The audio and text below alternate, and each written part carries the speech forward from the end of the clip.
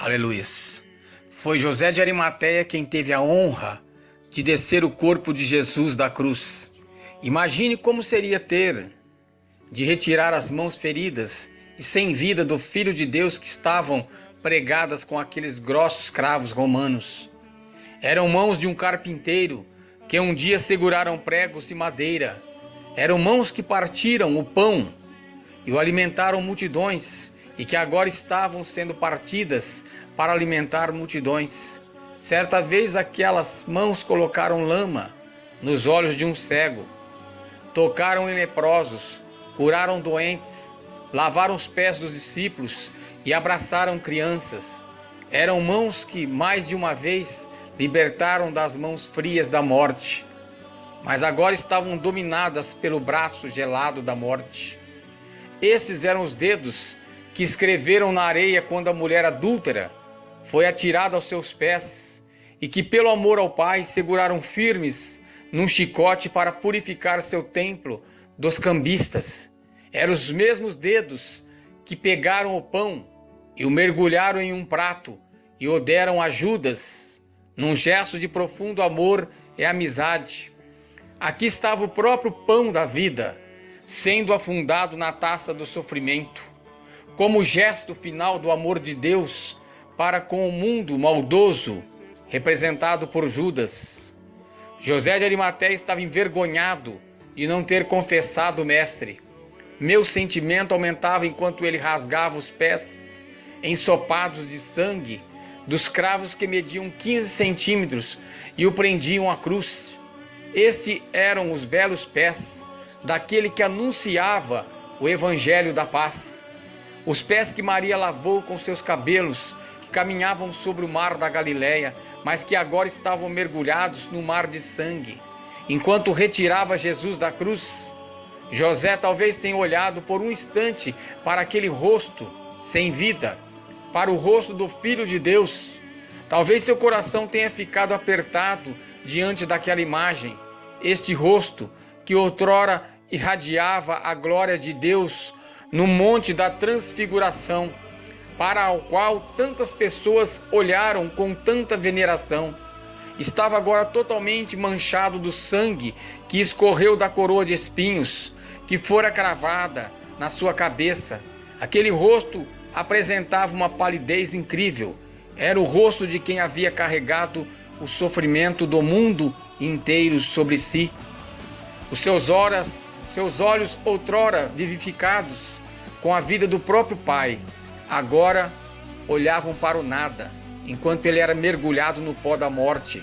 Os seus lábios que falavam palavras tão graciosas e acalmavam os medos de tantas pessoas estavam cortados e inchados de tantas pancadas que levou dos punhos rijos de soldados cruéis. Isaías 52:14. Como está escrito, sua aparência estava tão desfigurada que ele se tornou irreconhecível como homem. Nicodemos pode ter aparecido para dar uma ajuda a José com o corpo, quando viu o sangue frio do Cordeiro de Deus cobrir sua mão. Ele se lembrou do sangue do Cordeiro Pascual, que tantas vezes virá. A morte daqueles animais perfeitos era sempre rápida, cheia de misericórdia. Mas a morte de Jesus foi indescritivelmente cruel, tendiosa, desumana e brutal. Era como se todo o ódio que a humanidade adoradora do pecado tinha pela luz tivesse se transformado em uma lança negra e má, que depois tivesse sido arremessada com requintes de crueldade contra o corpo indefeso do Cordeiro de Deus.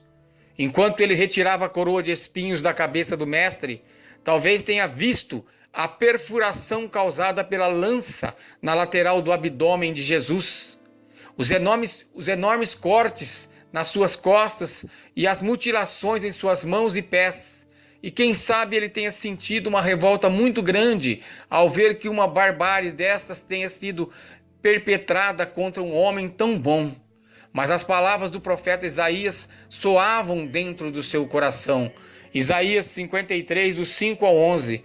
Mas ele foi transpassado por causa das nossas transgressões, Foi esmagado por causa de nossas iniquidades. O castigo que nos trouxe a paz estava sobre ele.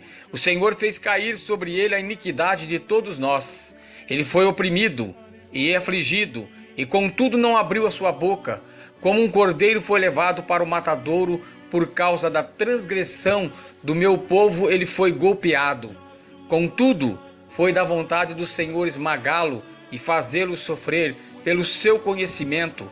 Meu servo justo justificará muitos e levará a iniquidade deles. Jesus de Nazaré foi despido de suas roupas, para que fôssemos vestidos com a pura justiça. Ele teve uma sede mortal para que nossa sede por vida pudesse ser saciada. Ele agonizou debaixo da maldição da lei para que pudéssemos desfrutar as bênçãos do Evangelho. Ele carregou no seu corpo o ódio do mundo inteiro para que pudéssemos experimentar o amor de Deus. O inferno caiu sobre ele para que o céu viesse sobre nós. Jesus de Nazaré experimentou o amargor da morte para que nós pudéssemos experimentar a doçura da vida eterna. O Filho de Deus entregou sua vida voluntariamente para que a morte pudesse passar longe dos filhos e filhas de Adão. Que a cruz do Calvário possa ser tão real para nós, quanto foi para os que pisaram naquela terra ensanguentada daquele dia terrível. Que nós também possamos fitar aquela face do Cristo crucificado e que a vergonha possa nos deixar de coração apertado. Caso algum dia tenhamos de sentir qualquer tipo de temor do que os homens possam nos fazer, que possamos nos identificar com o apóstolo Paulo, que poderia ter se vangloriado de sua experiência dramática e miraculosa no caminho de Damasco, mas em vez disso preferiu pasmar e suspirar diante do grande amor de Deus. Gálatas 6,14. Quanto a mim, que eu jamais me glorie, a não ser na cruz de nosso Senhor Jesus Cristo, por meio da qual o mundo foi crucificado para mim e para o mundo. Aleluias.